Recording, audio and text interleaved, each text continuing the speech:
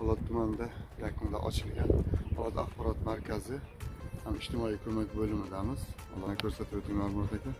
Mana asrabonning yozilgan nimalar ko'rasiz.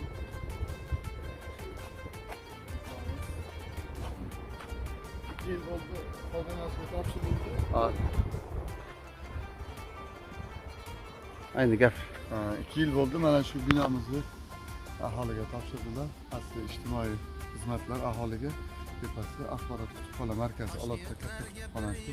Kitoblarga boy, keling farzandlaringizni o'qitish, ilm o'rganishda yana shu Olot kutubxonalaridan kitoblardan foydalanishingiz mumkin. Kitobga boy, ichki xizmatlar juda yaxshi. Faqat bizdan talab qilinadigan narsa bitta shaxsni tasdiqlovchi hujjat bilan barcha kitoblarni olib, o'qib, foydalanib topshirishingiz mumkin. Binomiz mana shu yo'lning yoqasida, yo'ldan kirgandan keyin 100 metr Olot tumani hokimiyati va madaniyat markazi madaniyatga. Madaniyat. Shunga holatda qurilgan chiroyli bino. Bu davlat xizmatlari binosi. Bu madaniyat markazi binosi bilan birga keling ichkariga kiramizmi?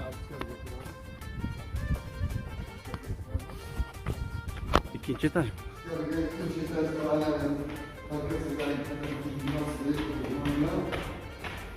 Assalomu alaykum. Assalomu alaykum. Rahbarimiz Aziz Umar. Assalomu alaykum. Buna rahbarlar bu kishi. Bu yoqdan o'sha foydalanuvchilardan ishchilar nimasi? İşxonami? Ishxona. Kutubxona xonasida? Ha. Kutubxona shu. Kitoblarimiz juda badiiy adabiyotlar. Hammasi chiroyli. Shu o'rtada kirib olaverar ekan. Navoiy.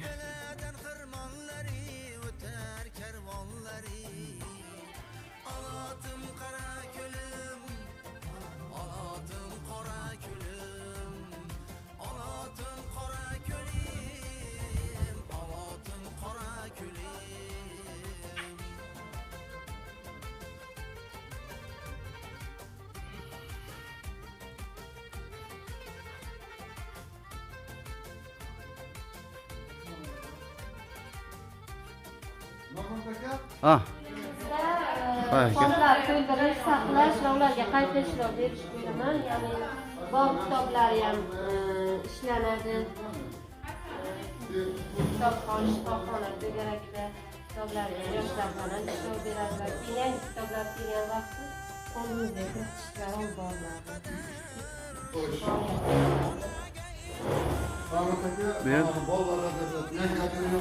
Assalomu alaykum. Bu ishchilar har o'zining sohasi bo'yicha ish olib boradi. Ular har qaysi o'z sohasi bo'yicha ish olib boradi. Yangi kitob Ha, bular?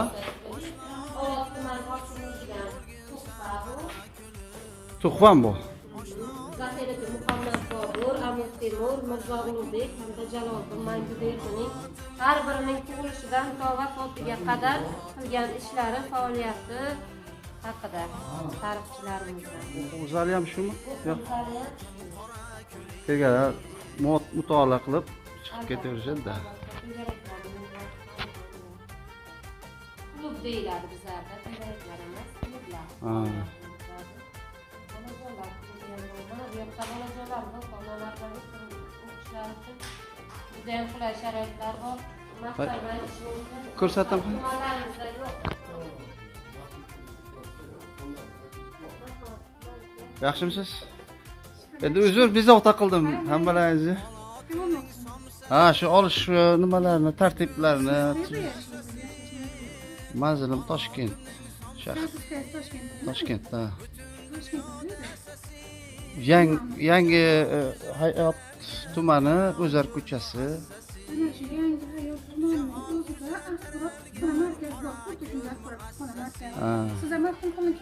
Ha. Bormi shu joyda? Bu filialimi bu? O'sha joyning? Yo'q, bu milliy hunar tarmog'iga qarab.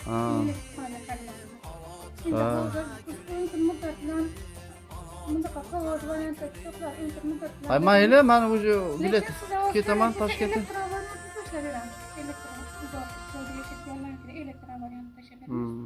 qog'oz nusxasi kerak bo'lsa o'zingiz. Yo'q, shu qog'oz nusxasi kitobini olaman dedim, o'zi bu yerda bor deyishdi. Mayli, propiskaga qarab bersangiz ham shu joyda bo'lsa, adresini ayting, hozir zapis ketyapti, o'sha zapisga qarab olaman da. Yangi hayot tumanida men. Uy qayerda dedingiz? Chilonzordami? Hamma tumanda ham axborot kutubxona markazlari bor. Ha, ham tumanda. Bo'ldi, tushundim. Tushundim. Sizning tumaningizda xuddi shunaqa Bo'ldi, tushundim. Rahmat sizga axborotlaringiz uchun. Ma'lumotlaringiz uchun katta rahmat. Mayli, hozir Telegram tashlayman, Telegramga tashlaysiz. Endi gapiring, qaysi? Xonamiz axborot bibliografiya xonasi, gazetalar, jurnallar va o'zbekistonga oid ma'lumotlar, lug'atlar, ensiklopediyalar joylashgan.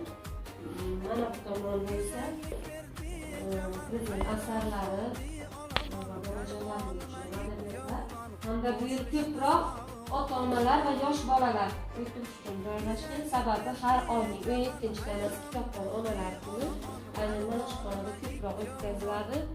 Onalar bolalar bilan tashrif buyurishib, bujonlari bilan tashrif buyurib, mana shu xonada kitob mutolaa qilib ketishadi. Ular uchun salqin va qulay sharoitlar yaratilgan. Sharoitlar yaxshi ekan. O'ta o'qishlar. Ozmi ko'pmi tanishib chiqdik, Olot kutubxonasiga kirdik. Mana ichida videosini oldik. Kutubxona rahbari Rahmat, xush kelibsiz. Xursand bo'ldik. tanishtirdilar. Mana bunchalik sharoitlar bor deb men o'ylamaganman, to'g'risini aytsam. Hozir kirib hayron qoldim. Zo'r joylar qurilgan, hamma sharoitlar bor. Hozir endi bu ekrandan bilinmaydi, lekin xonalarga kirsangiz ham shinam konditsionerlari ishlayapti, tashqarida 40 gradus issiq, ichkaridan chiqqisi kelmaydi odamlar. O'sha sharoit birinchi o'rinda shu sog'liq uchun qilingan joylar. Kelib mana bolalari bemalol o'tirib, kitob o'qib, mutolaa qilib chiqib ketishlari mumkin. Dam olib, kitoblar xohlagancha kitob topilsa bo'lar ekan. Mana hozir men videosini olib chiqdim, bu tomonda videolari kitoblar juda ko'p ekan. O'shalari kelib bemalol mana shu kutubxonadan bahramand bo'lib, xursand bo'lib chiqib ketsangizlar bo'ldi. Bitta duo qilasizlar keyin. Shunday uchun. Shu vaqtda ham bir so'ramoqchiman-da, qachon ochildi bu narsa, bu joylar, qachon ishga tushdi? 2024-yil sentyabr oyida ko'chib kirishni boshladik. Kitob ko'chish masalasi endi boshqa ko'chishdan qiyinroq. Chunki og'ir narsa. Lekin tuman hokimligi ta'minlagan obodonlashtirish xizmatchilari yordamida rahmat, umrlar uzoq bo'lsin. Juda katta yordam berdilar. Nafaqat mashina transportlari bilan, kuch bilan, insonlar kuchi bilan obodonlashtirish xodimlarini bu yerdan mashinalar yuklashda ham, bu yerdan mashinalarni ikkinchi qavatga olib chiqishda yordam berdilar. Joylashtirish o'zimizni xodimlarimiz joylashtirdilar. Bu hali siz ko'rib turganingiz 116 ming fondimizni 45 mingtasi. 71 ming fondimiz Xalqobod mahallasidagi binomizda. U yerda ham bor. U yerda ham. Xalqobod, ha? Hay. Biz ham bor. Hay, odam bo'lsa bo'ldi. Ko'proq 2000-yilgacha bo'lgan kitoblar 2000-yildan keyin nashr qilingan. Yangi talqindagi bu yerda, eski talqindagilar u yerda. Hamma kitoblar topshiriladi. Yosh kitobxon doirasidagi kitoblari, yosh kitobxon oila tanlovining kitoblarini hammasi bor. Yo'qlariga ham yana harakat qilyapmiz, mahalliy byudjetda sotib olyapmiz. Mana hozir o'zingizdan ko'rdingiz. Qancha yaxshi kitoblar olib berishdi. Katta rahmat sizga ma'lumotlaringiz uchun. Aziz kanal muxlislari, kuzatib boringlar, yangiliklardan bahramand bo'lib boringlar. Qo'yib boramiz yana videolarni, hali yana suzish havzasiga boramiz, hozir o'sha yerdan ham video qilamiz. Sog' bo'ling.